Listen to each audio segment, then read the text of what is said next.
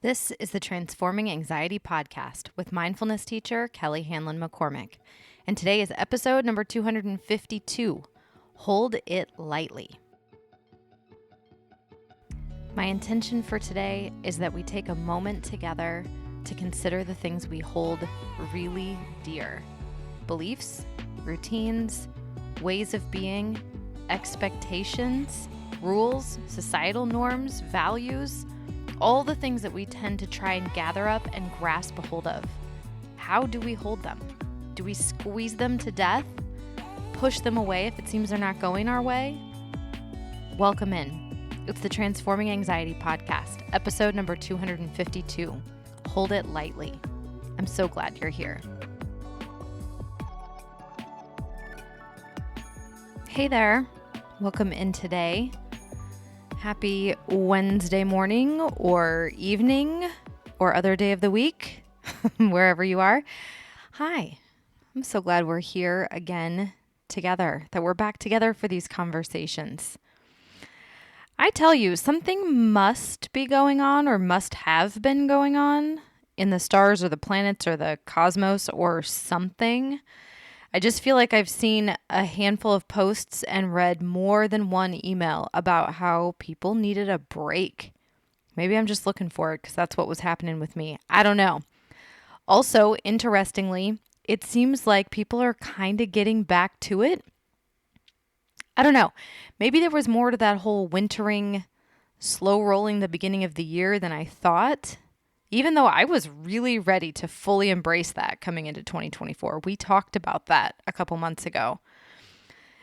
But no matter, either way, I'm still so glad to be back with you, to be here again this week. And we're going to talk about something, I think, something kind of cool today. So yeah, let's talk about holding it lightly. And I'll tell you where I came up with this idea and why I think this is an important one for us. So you've probably heard me talk about my yoga teacher, Janet Stone, here before if you've been listening for a while. I have been practicing with her for over 20 years now.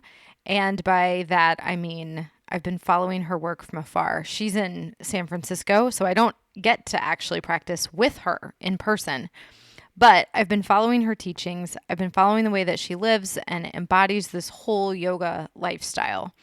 Because it's not just the poses with her, it's the whole system of yoga. And something she returns to again and again over the years is a mudra. And a mudra is just a way of placing your hands. So it's this mudra where you hold your hands in front of you, palms up, and you bring the lines of your pinky fingers and your palms together. So your hands you're touching, but your palms are up facing the sky, kind of like you're making an offering. So you can do this about chest high, like just in front of your heart center, and maybe out in front of your body by, 6 inches or so. Doesn't have to be exact. This is just a relaxed gesture with your palms open. And again, the line of your pinky fingers touching. If I came by and poured sand into your hands while you were doing this, it would fall through your fingers because there's space there. Your fingers aren't like smashed together. There's nothing tense here. There's no pressure. All right, you kind of got the idea? So she returns to this gesture over and over again. And it's like a pause between poses when we're moving through the physical practice of yoga. And it's a really good reminder. So we need to hold things, right? We hold our beliefs, we hold our ideas, we hold our opinions, we hold our routines and our habits and our schedules. We hold our ways of being and our relationships and our love for the people around us.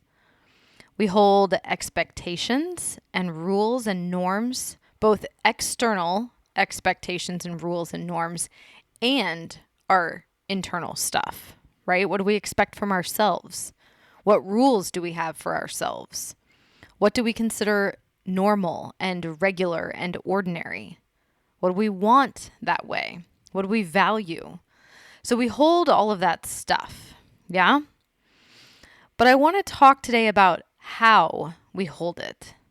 Our relationship to the things and thoughts and feelings and ways that we hold on to, like the how of that. And I want to suggest that maybe we hold them lightly, maybe that we hold them more lightly. This is something I practice with. It's something the yoga practice returns to, something mindfulness and meditation and self-awareness and kindness and compassion and all of these practices return to. There's a sense of holding things, but also a challenge in there. Can we hold them lightly? So, to talk through this, let's take a few examples and then we'll kind of talk about it. Examples I think really help bring this kind of thing to life. So, let's start with a couple really obvious examples for most people, which are things like religious and political beliefs. Yeah? For a lot of people, these are beliefs that are held near and dear. These are not things that people are typically so about. Most of us have beliefs, and we're pretty dedicated to them. So whatever you think and feel and believe spiritually, and however you vote, it's probably not a maybe for you. It's probably something that feels closer to your identity, who you are. Deeply held beliefs and all, right? So I guess actually this may have been a challenging one to start with now that I think about it, but we're going to go with it. You're up for it. I want you to consider, how does it feel when you grip on to those beliefs like your life depends on it? If someone challenges you, if someone believes something different than you, how do you feel? Like just the idea that there are beliefs counter to yours out there in the world. How does that feel? Do you get a little itchy with that idea? That someone who is pretty similar to you, someone who's just working, who's walking the dog, who's listening to music, who's just trying to get dinner on the table, they think and believe something wildly different than you do. It's kind of icky, right? Let's just be honest. With some of this stuff, it's like, well, no one sane believes the opposite of this. No one reasonable. Yeah. Yeah, so you see how it feels to cling to your beliefs. And let's just be honest, it doesn't feel great. I mean, we think our deeply held beliefs are something that feel good. And they can be. They certainly can be. When what we believe matches what we see and what we experience in the world, and when we're surrounded by people who share our beliefs, that all feels pretty amazing. But I don't know if you've noticed, things can get a little dicey out there. You don't have to look too far to find people who believe literally the exact opposite of your views. It's like in Stranger Things, the upside down. Right? And it's a certain kind of confrontation when something you believe is at complete odds with the reality in front of you. For instance, if someone you don't like gets elected, or if you find yourself at a dinner party or a wedding or a funeral with people who have drastically different religious or spiritual beliefs than you do. It can be a bit confronting to sit with your own beliefs, to want to believe what you believe, and literally be surrounded by, or even at the mercy of, conflicting ideals. We've all been there before. From something really small like a conversation or an evening out to something that feels much more impactful, right? Like a 4-year term or being in a close relationship with someone who has strongly held differing views. It's very interesting, and it can be extremely challenging, to say the least. Okay, so that's one part of holding things tightly, right? We grip on, we squeeze the life out of things. And there's almost this element of force and tension and pressure to it all when we hold too tightly to anything. Now, another example, and I personally fall into this trap a lot still, is when we live with what I call success-based plans.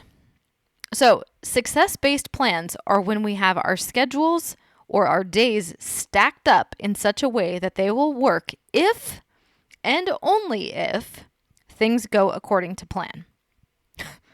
Anything that's late, any snafu, any last minute change, it throws the whole thing off. Do you do this? Do you know what I mean? This is another thing to hold on to so tightly. It's like, we'll make it if everyone cooperates. We'll make it if there's no traffic. We'll make it if everyone's in a good mood. It's exhausting. It's holding on too tightly, and it's holding on to the facade of control. Because listen, what happens when things do go according to plan? We think we have some evidence that we made things happen. We made it work. And we fall into the trap of making all those random and completely out of our control circumstances that totally align with our ideas and our preferences. We make that mean that we somehow orchestrated the whole thing and that we were successful, which isn't true, right? It just means some random things worked out in a random way and that we randomly made it to dinner on time and somewhat relaxed. That's all. When this one falls apart and our success-based plan goes awry, we can sometimes make that mean that we need to hold on tighter, right? That if we had tried harder, or if we had pushed through, or if we were somehow just better in general, we would have gotten it all done. This is an exercise in futility. We are trying to make meaning between things that have nothing to do with each other. So look for this one. Where are you stacking your schedules, and what are you making it mean if you are successful and it all works out? And what are you making it mean if you're not? Like, what is holding it tightly do to you? Okay, last example. We could go on and on with this one, but one more for now. Another thing we tend to hold on to is expectations. Those societal norms and expectations, right? The rules and pressures of living in our lives, doing the things we're supposed to do, and living according to the rules of what? Who? Like our culture and those who came before us, those that we see in the media, I guess. I don't even really know. I just know the messaging is out there. And that we all fall prey to those norms and expectations, and we can hold on to them way too tightly. I see people working jobs that do not fulfill them. I see people who are underpaid and undervalued and way overextended. I see people in relationships that they question. Romantic relationships, friendships, even family dynamics, right? Relationships that they're holding on to because it's what they're supposed to do. It's what they signed up for. Or, it's family, and this is how we're supposed to treat and see and interact with family. So we hold the norms and expectations tightly when the reality and how we're feeling is running in direct contrast to it. And this leaves us feeling confused, frustrated, kind of like we're doing something wrong, like we can't ever get what we want. It's hard. And my guess is that at least with some of it, it's because we're holding those norms and expectations way too tightly. Like, what if we loosen our grip? What if we hold an idea of something we're supposed to do, for example, be a good parent, and we give ourselves some wiggle room, for example, that it's okay to have popcorn for dinner in front of the TV sometimes? This is something that's hard for our brains to manage because it implies and kind of requires a gray area. There's not an extreme all or nothing kind of deal with this. Holding it lightly means that we make room to be wrong. We make room to change our minds. We stay humble. We learn. We try things in different ways. Holding it lightly means that what we've always done before might not be the best way. It means we let ourselves breathe and let go and relax a bit. That we recognize our grip on things isn't, in reality, what's making things work, that it's not creating any success. Our grip is creating tension and suffering, but our grip doesn't make things work. I promise you there's nothing you're doing from a sense of holding on so tightly that you're squeezing the life out of something that you can't do 10 times better from a sense of flow and breath and calm and holding it lighter. I promise. Now, let's talk briefly too about the other way we can go. So if we find that gripping and holding on so tightly isn't working, we aren't actually able to exert the control that we want to exert over a person or a situation, then what do we do sometimes? We say, screw it, and we more than let go. It's like we throw it away. We push so hard against it. It's like, get out of here. Never mind. I don't want it. I don't like it. Goodbye. So this is a fun little whiplash of emotions for you and for the people around you. I want it. I want it. I want it. I want to control it. I'm going to grip so tightly.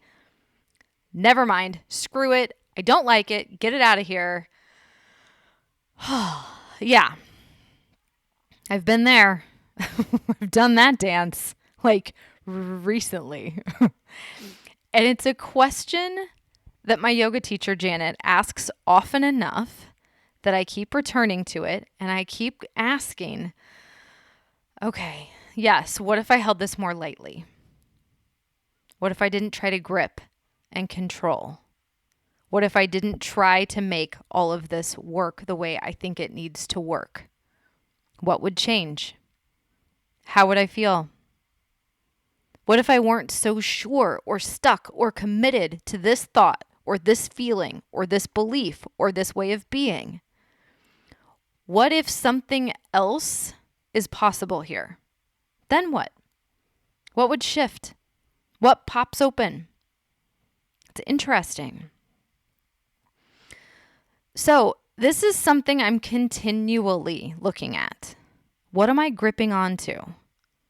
What am I forcing and trying to make happen? Where am I holding on too tightly? And where could I hold it lightly? Let go just a little bit. I don't have to go all the way and say, never mind, and screw it and push it away. I could just loosen my grip. Back to that mudra that we talked about at the beginning. I could relax my jaw even. Whew, that's a big one. I could make room for mistakes and traffic and bad moods. I could question the things I hold on to and wonder, what if? So what do you think? Maybe? Possibly? How would this impact your experience of anxiety? How would this shift your life? I mean, all right, that's it for today. Holding it lightly. So share this one with your friends and your family, whoever you know that could use a little support around this. I think we all kind of sort of can. That's me. I will see you again next week. Same time, same place for more transforming anxiety. And until then, please take care. Thank you so much for being here, for listening, for doing this work alongside me. Thank you for sharing this with your friends and your family. Anyone who, could use the support and the guidance, who could use these teachings and practices. Thank you for sharing your stories with me, telling me about your experiences and asking your questions. I'm here with you. Let's do this together. Transforming anxiety.